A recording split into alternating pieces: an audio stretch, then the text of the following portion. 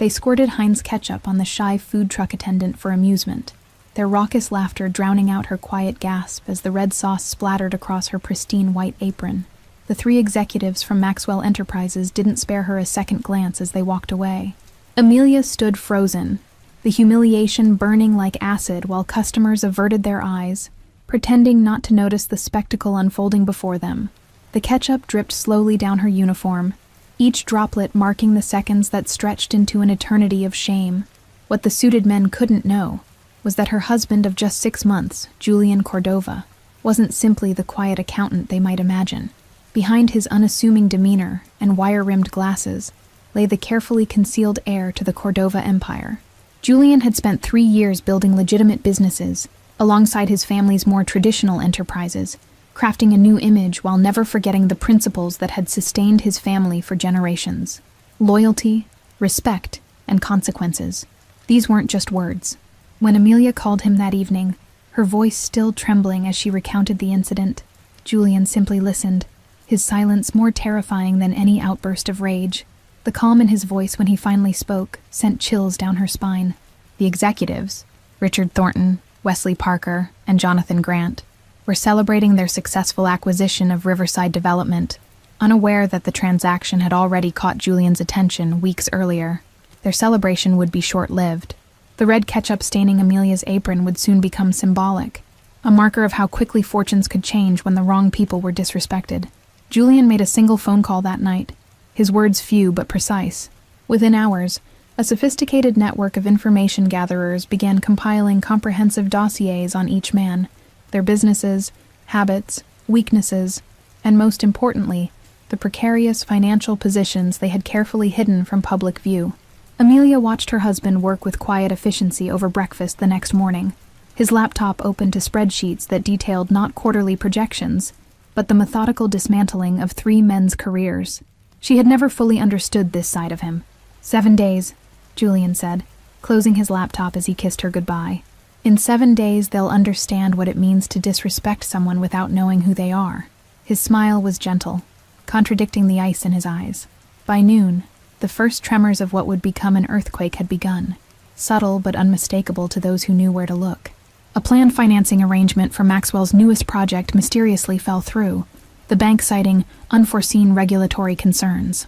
Richard Thornton dismissed the setback as a minor inconvenience during the executive lunch meeting, assuring his colleagues that alternate funding was merely a phone call away. The confidence in his voice masked the first tendrils of worry. What none of them realized was that Julian had spent years cultivating relationships with the city's financial institutions, his legitimate business acumen earning him respect, while his family connections opened doors that remained firmly closed to others. These resources were now being mobilized. By evening, all 3 men received identical text messages from unknown numbers. Simply a photo of Amelia standing at her food truck, ketchup staining her uniform, their own laughing faces clearly visible in the background. No threat, no words, just evidence. Wesley Parker deleted the message immediately, dismissing it as a poor attempt at intimidation from some bleeding heart witness to their harmless prank. He couldn't know that Julian preferred subtlety to threats, allowing fear to build naturally. Julian Cordova had learned patience from his father, who had transformed their family from street-level operators to sophisticated businessmen over the course of 3 decades. Power isn't about who shouts loudest, his father had taught him. On the second day, the Maxwell executives discovered that their personal credit cards had been mysteriously flagged for suspicious activity, freezing their accounts during routine transactions. Small inconveniences, strategically placed to create the first cracks in their confidence. Wesley Parker found himself unable to pay for dinner with an important client, his stammered explanations about technical errors falling flat as the maitre d' discreetly suggested he might want to try another restaurant in the future. The subtle shift in respect was palpable. Jonathan Grant discovered his reservation at the prestigious Hamilton Club had been canceled, the membership director apologetically explaining that there seemed to be questions about his financial standing that needed resolution. The club had been his sanctuary for networking. Richard Thornton faced the most public embarrassment when his vehicle was repossessed from the valet parking at his daughter's private school gala. Witnesses described how he shouted at the repo men while parents and faculty watched with poorly concealed interest. Julian monitored these developments from his downtown office, the legitimate face of his operations housed in a gleaming skyscraper. that represented years of careful investment and planning. His assistant knew not to disturb him as he made a series of brief calls. Amelia had returned to work at her food truck, her chin held high, despite her lingering embarrassment, unaware that Julian had positioned two of his most trusted people nearby. Her safety was non-negotiable in his world of calculated risks. The relationship between Julian and Amelia had begun 2 years earlier, a chance meeting when he had stopped for lunch at her newly opened food truck. He had been drawn to her quiet dignity and determination, finding in her a refreshing authenticity. Julian had kept his true nature hidden from Amelia during their courtship, revealing his family connections only after he was certain of her character. Her response, concern not for his business but for his safety, had confirmed what he already knew. Their wedding had been small but elegant, attended by family and a carefully selected group of friends who understood the significance of Julian choosing a partner from outside their circle. His father had approved with a rare smile of recognition. At home that evening, Julian prepared dinner while Amelia described her day, deliberately avoiding mention of whether the Maxwell executives had returned. He already knew they hadn't. His sources had confirmed they were too busy with their multiplying problems. "I've been thinking about expanding the business," Amelia said, changing the subject to something that brightened her expression. "Maybe a second truck, or even a small restaurant location." Julian nodded encouragingly, making a mental note. The countdown to complete resolution had begun in Julian's mind, each element precisely timed to build upon the previous, creating a crescendo of consequences that would leave no doubt about the message being delivered. Respect wasn't optional in his world. By midnight, Julian had arranged for rumors to begin circulating in the business community about Maxwell Enterprises facing potential regulatory scrutiny, the whispers strategically placed to reach nervous investors without revealing their source. Wesley Parker checked his company's stock price obsessively before bed, noting with growing alarm the unexplained 3-point drop in after-hours trading. Something was happening, but he couldn't identify what or who was behind it. The third day dawned with Richard Thornton discovering that the keynote speaking engagement he'd been scheduled to deliver at the Industry Leadership Conference had been mysteriously canceled. His professional reputation, carefully cultivated over decades, was showing its first visible cracks. Wesley Parker arrived at his office to find his executive assistant unusually tense, informing him that 3 major clients had called to postpone their quarterly review meetings without explanation. The calendar that had been packed solid now showed alarming gaps. Jonathan Grant's morning began with a call from his wife, her voice tight with controlled panic as she explained that their family's summer home was being audited for property tax discrepancies going back 7 years. The implications were potentially devastating. The 3 men convened an emergency meeting in Richard's office, the usual confidence notably absent as they compared notes on their suddenly precarious situations. "This isn't coincidence," Richard finally acknowledged, loosening his silk tie with visible discomfort. "The food truck girl," Wesley said suddenly, the memory of their thoughtless prank surfacing with new significance. "The photo message. That has to be connected." The other 2 stared at him, initial dismissal quickly replaced by dawning recognition. Julian spent the morning in meetings with the city's most prominent developer, negotiating terms for a waterfront project that would cement his legitimate business credentials. His phone remained silent. No need for direct involvement yet in what was unfolding elsewhere. Amelia served lunch to a line of customers that seemed unusually long, unaware that Julian had arranged for several influential food bloggers to discover her truck and post enthusiastic reviews overnight. Her success would grow alongside the executive's decline. By afternoon, the Maxwell executives had assigned their security team to locate information about the food truck and its owner, the investigation revealing only that Amelia's Authentic Eats was a registered business with clean permits. The owner's husband remained invisible in their search. Richard attempted to call in favors from his banking connections to address his suddenly frozen business line of credit, only to discover an uncomfortable hesitation from people who had previously been eager to accommodate his requests. The barrier was impenetrable. Wesley's attempt to arrange an emergency meeting with their largest investor was rebuffed by a secretary who would have jumped at his command just days earlier. Her explanation that her boss was unavailable for the foreseeable future lacked the expected deference. Jonathan's lawyer called with disturbing news that environmental inspectors had suddenly taken interest in a Maxwell development project, citing anonymous concerns about potential violations that would require a complete work stoppage until resolved. The timing couldn't be worse. The foundation of Maxwell Enterprises, which had appeared unshakable just 3 days earlier, was now showing stress fractures that threatened the entire structure. What the executives couldn't comprehend was the orchestrated nature of their troubles. Julian reviewed the day's developments with his most trusted advisor, a silver-haired man who had served his family for 30 years. "They're beginning to feel it," the older man observed. "But they still don't understand the why or the who." "They will," Julian replied, his voice carrying the quiet certainty of someone who had calculated every variable and contingency. "Tomorrow we move to Phase 2. The pieces were aligned perfectly on his mental chessboard. As night fell across the city, 3 men lay awake in their luxury homes, reviewing their lives for enemies capable of such coordinated attacks, while Julian held Amelia close, her breathing steady in sleep, unaware of the justice being methodically delivered. Day 4 arrived with an unseasonable downpour that mirrored the darkening mood at Maxwell Enterprises headquarters, where the board had convened an emergency session to address the cascade of misfortunes. Questions were being raised about leadership competence that no one would have dared voice a week earlier. Richard's normally commanding presence had diminished noticeably, his designer suit hanging slightly looser on a frame that hadn't slept properly in 3 nights. The boardroom that had once felt like his personal kingdom now seemed filled with potential adversaries. Wesley's presentation of their financial position was interrupted by his assistant, who whispered urgently in his ear that their primary lender had just called an immediate review of their outstanding loans. The blood drained from his face as he excused himself.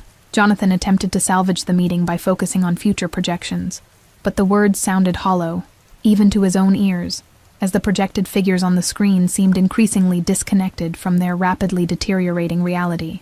Trust was evaporating by the hour. In his downtown office, Julian reviewed the financial statements that his contacts in the banking industry had quietly provided, noting with satisfaction the accelerating liquidity crisis that the Maxwell executives were desperately trying to conceal from their investors.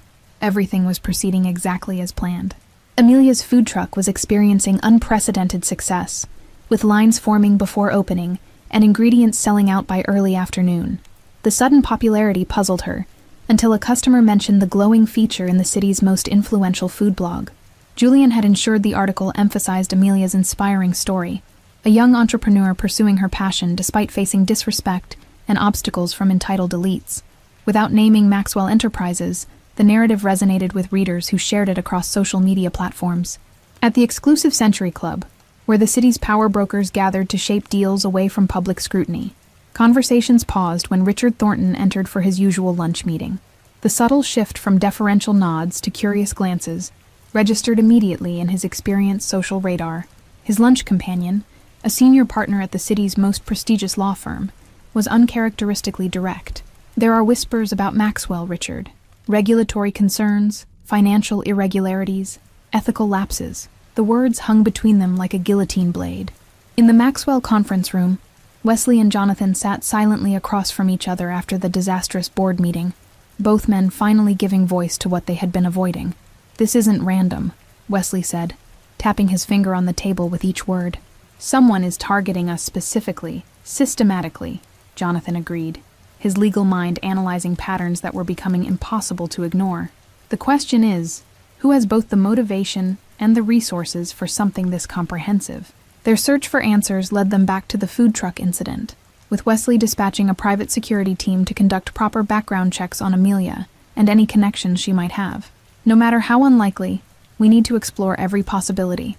Julian received word of their investigation almost immediately through one of the security personnel on his payroll, a strategic asset he had placed within the firm that Maxwell routinely contracted. Information flowed in one direction only, toward Julian, never away from him. The time had come to allow them a glimpse of the larger picture. Not everything, just enough to intensify their fear. Julian made a call to his banker, authorizing the next phase with 5 simple words: proceed with the margin calls. By evening, all 3 executives received simultaneous notifications that the personal loans secured by their Maxwell stock holdings were being called due to market volatility and diminishing collateral value. The financial noose was tightening with mathematical precision. Dawn of the 5th day brought the news that Maxwell Enterprises stock had dropped 18% in pre-market trading, triggering circuit breakers and drawing unwanted attention from financial media, speculating about the cause of the sudden collapse. The foundation was now visibly crumbling. Richard arrived at his office to find an unmarked envelope on his desk, containing photographs of himself with a woman who was decidedly not his wife, taken at a hotel he had visited during a business trip 6 months earlier. The accompanying note read simply, "Tomorrow, Chipriyani, 8 p.m. Wesley and Jonathan received similar envelopes, each containing evidence of indiscretions they had believed buried. Wesley's creative accounting on his tax returns, Jonathan's questionable pressure on a zoning official for a previous development. Each envelope contained the same dinner instruction. The three men gathered in Richard's office, doors locked and phones placed in a drawer to prevent any possibility of surveillance. "This is coordinated blackmail," Richard concluded, his voice hoarse with stress and lack of sleep. Jonathan, ever the analytical mind, shook his head slowly. "This isn't about money. Whoever's doing this hasn't made any demands except for this meeting." He tapped the dinner invitation with a manicured finger. "This is about something else." Julian spent the morning finalizing arrangements for the evening's revelation, selecting the private dining room at Chipriyani with meticulous attention to detail. The setting needed to convey power without ostentation, authority without vulgarity. The stage was being set for the final act. Amelia noticed her husband's unusual focus as he prepared to leave for work, his normally warm demeanor replaced by a cold efficiency she had glimpsed only in fragments before. "Is everything all right?" she asked, genuine concern in her voice. Julian softened momentarily, touching her cheek with rare tenderness. "After tonight, everything will be better," he promised, knowing the time had come to reveal certain truths about his world that he had protected her from. "I'd like you to join me for dinner later." The trading day ended with Maxwell Enterprises stock down 27%, triggering margin calls for numerous investors and creating a cascade of selling that the financial press was now openly speculating might signal deeper problems within the company. The vultures were circling. Richard, Wesley, and Jonathan spent the afternoon in crisis meetings with their legal team, PR consultants, and remaining financial allies, desperately trying to construct a narrative that would explain the company's sudden troubles without revealing their complete ignorance of the cause. Nothing sounded convincing. As evening approached, the three executives arrived separately at Chipriyani, each man noticeably diminished from their arrogant postures of just 5 days earlier. The maitre d' led them silently to a private dining room where Julian Cordova sat waiting, his posture relaxed but commanding. For a moment, none of the Maxwell executives recognized him. They had never paid attention to the unassuming man who occasionally attended the same business functions, or sat quietly in meetings as part of another firm's advisory team. Invisibility had been Julian's greatest asset. "Gentlemen," Julian greeted them with a slight nod, gesturing to the empty chairs. "Thank you for accepting my invitation." His voice was soft, but carried an unmistakable authority that made all three men comply without question. Recognition dawned in Wesley's eyes first. "You're connected to the food truck woman," he stated flatly, mental connections forming rapidly as he pieced together the elaborate puzzle that had been systematically destroying their lives. Julian's smile never reached his eyes as he confirmed, "Amelia is my wife." The simple statement hung in the air like a judge's verdict, heavy with implications that were only now becoming clear to the three men who had thoughtlessly humiliated her. The private dining room fell into silence as Julian allowed the revelation to settle, the three executives exchanging glances that communicated their shared realization of how severely they had miscalculated. Richard was the first to recover, his businessman's instincts surfacing. "What do you want?" he asked directly, hands spread on the table in a gesture that attempted to reclaim some control. "Name your price and we can end this unpleasantness." His voice carried the confidence of someone accustomed to solving problems with money. Julian allowed himself a small, controlled laugh that contained no humor. "If I wanted money, Mr. Thornton, I would simply have continued what I've started and purchased your company's assets at pennies on the dollar next week." He gestured to a waiter who appeared instantly with champagne. As the waiter poured, the door opened again, and Amelia entered, her simple elegance a stark contrast to the rumpled appearance of the three executives who had humiliated her. She took the seat beside Julian, her expression revealing nothing as she faced her tormentors. "5 days ago, you believed you could disrespect my wife without consequences, because you assumed she was insignificant, that she had no power or connections worth considering." Julian's voice remained conversational, but the steel beneath was unmistakable. Wesley shifted uncomfortably in his seat, glancing at Amelia with new understanding. "The ketchup incident, we didn't realize who she was connected to." His attempted apology sounded hollow even to his own ears, revealing the fundamental flaw in their thinking. "That's precisely the point," Julian replied, leaning forward slightly. You believed it was acceptable to humiliate someone you perceived as powerless, which revealed everything about your character. He sipped his champagne with deliberate calmness. Jonathan, the lawyer's analytical mind working despite his fear, ventured the question the others were thinking. How have you managed all this? The coordinated financial pressure, the information leaks, the regulatory issues. It would require extraordinary resources. Julian smiled without warmth. My family has spent generations building relationships throughout this city's institutions. Banking, real estate, government, media. He paused deliberately. What you call organized crime, I call an alternative governance structure. Richard blanched visibly as understanding dawned, his voice dropping to a whisper. Cordova. You're Antonio Cordova's son. The name carried weight in certain circles, a family rumored to control significant portions of the city's underground economy for 3 generations. Now we can have an honest conversation, Julian acknowledged, nodding slightly at Richard's recognition. I've demonstrated what happens when you earn my displeasure. Now I'll offer you a choice about what happens next. Amelia, who had remained silent until now, spoke with quiet dignity that commanded attention. The choice isn't about money or business. It's about respect, not just for me, but for everyone you encounter regardless of their perceived status or power. Julian outlined the terms with precision. Maxwell Enterprises would establish a foundation dedicated to supporting small businesses owned by immigrants and working-class entrepreneurs, funded with $20 million from the executive's personal accounts. The foundation would be named for Julian's mother. Additionally, the 3 men would personally volunteer monthly at a community center in the city's poorest district, working alongside the people they had previously viewed as beneath their notice. The arrangement would continue for 5 years, with Julian's associates monitoring compliance. In exchange, Julian concluded, I stop what I've started. Your company recovers, gradually, not immediately, as that would raise questions. Your personal indiscretions remain private. Your lives return to normal, albeit with a new perspective on how you conduct yourselves. The alternative remained unstated, but hung in the air between them. Continued systematic destruction of everything they had built, exposure of their secrets, and eventual financial ruin. The choice was clear, though none of them had anticipated being brought so low by a simple act of cruelty. The morning after the Chipriyani meeting, the Maxwell executives gathered in Richard's office, faces drawn with the sobering reality of their situation. They had spent the night weighing Julian's offer against their dwindling alternatives, pride warring with self-preservation. We have no choice, Jonathan concluded, breaking the tense silence. We sign the agreement, establish the foundation, and do the community service.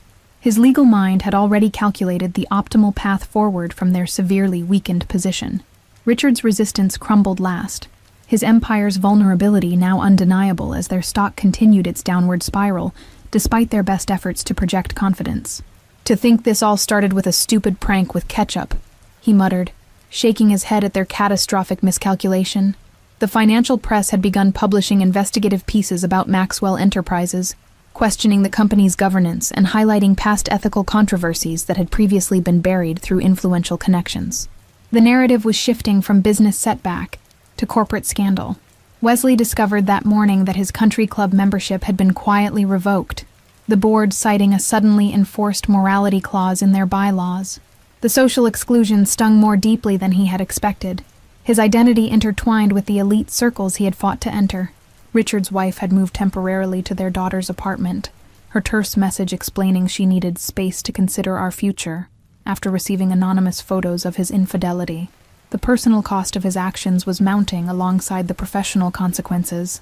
Jonathan faced his own domestic crisis, as his partner questioned their financial security, the carefully constructed facade of unshakable success having crumbled overnight. For the first time, he found himself unable to provide reassuring answers about their future. Julian monitored these developments with clinical detachment, neither celebrating nor intervening as the natural consequences of his actions continued to unfold. The pressure would ensure compliance with his terms, removing any temptation the executives might have to renege once immediate threats subsided. Amelia's food truck continued its surprising success, with local news featuring her in a segment about successful small businesses that were changing the city's culinary landscape. The reporter praised her authentic approach and humble dedication to quality, values diametrically opposed to what the Maxwell executives represented. At the signing ceremony for the new foundation, photographers captured the three Maxwell executives alongside Julian and Amelia. The contrast between their strained expressions and the Cordova's quiet confidence telling a story beyond the official press release about corporate social responsibility. The community where Amelia had grown up would benefit most from the foundation, with microloans and business development resources flowing to neighborhoods that investment had traditionally overlooked. Julian had designed the foundation's structure to ensure the money couldn't be diverted or mismanaged. Richard's first day of mandatory community service became unexpectedly public when a social media influencer recognized him serving food at the community center. The video of the formerly imperious executive awkwardly dishing out pasta went viral within hours. Initial comments mocked his obvious discomfort, but the narrative shifted when the community center director praised the new corporate volunteer program, unaware of the coercion behind it. What had begun as humiliation was transforming, unexpectedly, into positive publicity. The executives discovered, to their surprise, that Julian had structured the foundation in ways that actually benefited Maxwell's public image, the charitable initiative generating goodwill that began to counteract the company's recent negative press. The design revealed a strategic sophistication they had severely underestimated. An unexpected development emerged when several of Maxwell's competitors began inquiring about participating in the foundation's initiatives, mistaking the forced penance for innovative corporate social responsibility. The executives found themselves in the ironic position of being viewed as industry leaders in community engagement. Jonathan's teenage daughter, previously embarrassed by the public scandal, brought home a school assignment she had written about the foundation's impact, her perspective shifting from shame to cautious pride. The essay's conclusion about learning from mistakes pierced his carefully constructed emotional defenses. As the seventh day concluded, Maxwell's stock showed its first modest recovery, the bleeding stemmed by Julian's invisible hand just as he had promised. The executives had learned that in Julian's world, both punishment and mercy were administered with the same mathematical precision.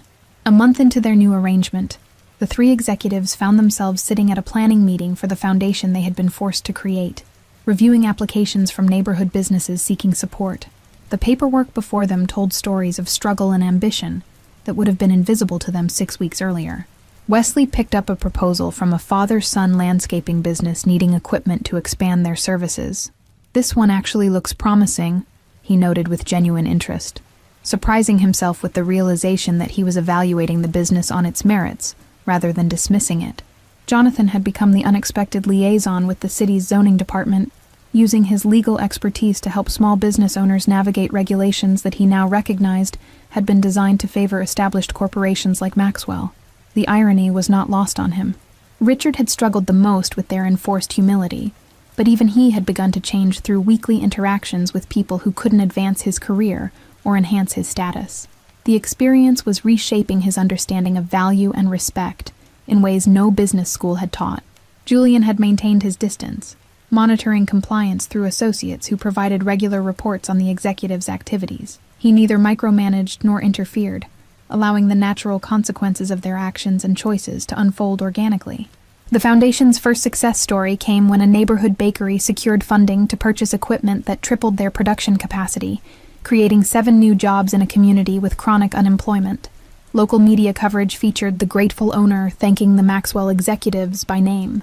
Wesley found himself unexpectedly moved by the woman's tears of gratitude, her story of perseverance resonating in ways he couldn't have imagined when he'd carelessly squirted ketchup on a food truck worker for amusement. The memory now filled him with genuine shame. Richard received an invitation to speak at a community college's business program, the audience filled with students whose backgrounds more closely resembled Amelia's than his own privileged upbringing. His carefully prepared remarks about entrepreneurship sounded hollow even to his own ears. After the lecture, a student approached with questions about accessing capital without family connections or collateral. Richard found himself offering practical advice drawn from his recent foundation work, rather than the platitudes he would have dispensed 6 weeks earlier. During a foundation committee meeting, an unexpected visitor arrived, the elderly mother of a successful grant recipient, who brought homemade pastries to thank them. The simple gesture of gratitude left Wesley speechless, confronting him with the real human impact behind their financial decisions. Maxwell's corporate culture had begun to shift subtly, with executives who had once competed ruthlessly now collaborating on community initiatives. Middle managers watched with curiosity as their formerly cutthroat leaders championed ethical business practices with unexpected conviction. Jonathan found himself mediating a dispute between a property developer and neighborhood activists, drawing on skills he'd previously used in corporate takeovers. The resolution he crafted protected community interests while still allowing sustainable development, earning respect from both sides. A local university invited the three executives to participate in a panel discussion about corporate responsibility, an invitation that would have been purely performative before, but now represented a chance to articulate the uncomfortable truths they were still processing. Their candor surprised the audience. Jonathan discovered during a foundation site visit that one of the applicants was a former paralegal from his firm who had left to start a legal services cooperative for immigrants. The woman's surprise at his involvement reflected his own realization of how compartmentalized his life had been. The Maxwell executives gathered for their quarterly review with Julian. The meeting held in Amelia's newly opened restaurant, a bright, welcoming space that had quickly become a neighborhood gathering spot. The location choice was clearly intentional, a reminder of where their journey had begun. Amelia greeted them with professional courtesy, no trace of resentment in her manner as she seated them at the best table. Her quiet dignity remained unchanged, but her circumstances had transformed. Success achieved through hard work rather than exploitation or shortcuts. Julian arrived last, his usual unassuming appearance belying the power they now knew he possessed. "Gentlemen," he acknowledged with a slight nod, "I've reviewed your activities with the Foundation and Community Center. Your compliance has been satisfactory." Richard, who had once dominated such meetings with his imposing presence, spoke with uncharacteristic humility. "The Foundation is actually doing good work. We've approved 15 microloans and provided mentorship to over 30 businesses." The pride in his voice was genuine. Julian studied him carefully before responding. "The question is whether you've learned the difference between compliance and understanding. Are you following instructions, or has something fundamental shifted in how you see the world and your place in it?" The question hung in the air between them, challenging the executives to examine motivations they had never before questioned. Wesley was the first to break the silence, his response stripped of the calculated charm that had once been his professional signature. "I started doing this because I had no choice," he admitted, gesturing to the restaurant around them. "But last week I helped a woman secure funding for her tailoring business, and when she succeeded," he paused, struggling with unfamiliar vulnerability. "It felt better than any deal I've ever closed." Jonathan nodded in reluctant agreement. "I've spent my career manipulating regulations to benefit people who already had every advantage, using those same skills to help people navigate barriers." He shook his head slightly. "It's more satisfying than I expected." Richard remained silent longest, his transformation having been the most profound. "I always thought power came from making people fear you," he finally said, meeting Julian's gaze directly. "I'm beginning to understand there's another kind of power in earning genuine respect." Julian allowed a small smile to acknowledge their honesty. "The Foundation was meant as a punishment, but it doesn't need to remain one. The structure exists now. What you build with it is up to you." The subtle shift from coercion to choice was his final move in their long game. Amelia joined them, sliding into the chair beside Julian with the quiet confidence of an equal partner.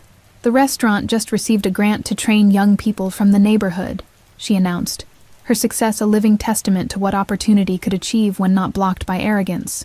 The executives exchanged glances, the unspoken acknowledgement passing between them that their forced community service had revealed worlds they had chosen not to see throughout their privileged careers. The revelation was uncomfortable but impossible to unknow. "We have a proposal," Richard said finally, pulling a document from his briefcase. "We want to expand the Foundation's scope beyond the initial agreement. More funding, more neighborhoods, more types of businesses." His tone carried none of his former condescension. Julian accepted the proposal without opening it, his expression revealing nothing. "Your obligation was for 5 years. This extension would be voluntary. No coercion, no threats hanging over you." He studied each man carefully, reading intentions beyond their words. Wesley leaned forward, his designer suit no longer fitting quite right after weeks of community service had trimmed his formerly indulgent lifestyle. "We've realized that our business model itself needs revision. Maxwell has resources that could be deployed more ethically."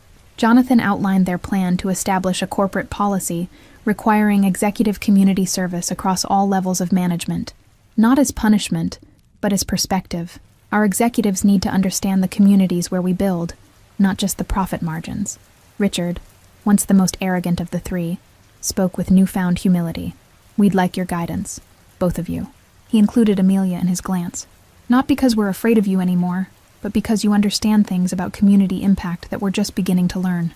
Amelia exchanged a look with Julian, their unspoken communication reflecting years of partnership. My food truck was never about becoming wealthy, she said. It was about creating something meaningful that served people with respect, regardless of who they were. Julian considered the executives thoughtfully, measuring the authenticity of their transformation. Genuine change requires more than temporary discomfort or fear of consequences. It requires a fundamental shift in how you value human dignity, including for those who can't benefit you. Maxwell's latest board meeting had featured an unprecedented agenda item, a systematic review of how their developments affected neighborhood accessibility and affordability. Several lucrative projects were voluntarily redesigned at significant cost to preserve community spaces and local businesses. Amelia's culinary training program had graduated its first class of students, creating a ripple effect as these young people secured positions throughout the city's restaurant scene. The graduation ceremony drew coverage from national media, interested in the unlikely partnership between a food truck entrepreneur and corporate executives. Richard had quietly begun mentoring the son of a community center custodian, recognizing in the young man's ambition echoes of his own early drive, but without the advantages he'd taken for granted. Their weekly meetings became a highlight that he prioritized over board dinners. The city's annual business awards had created a new category for community impact, with the unusual collaboration between the Maxwell executives and the Cordovas receiving the inaugural honor. The acceptance speech, delivered jointly by Richard and Amelia, emphasized dignity and respect as non-negotiable business values. The three men nodded, understanding the implicit test in his words. The foundation had begun as their punishment, but had evolved into something none of them had anticipated, a vehicle for genuine redemption and a more meaningful definition of success than quarterly profits. The meeting concluded with handshakes that carried none of the power dynamics of their previous encounters. As the executives departed, Julian and Amelia remained at the table, watching through the restaurant window as Richard paused to help an elderly neighbor with her grocery bags.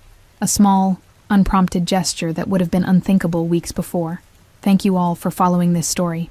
If you enjoyed it, please write in the comments where you're watching from, and don't forget to like, subscribe, and share the video, as your support is important for me to continue creating content here.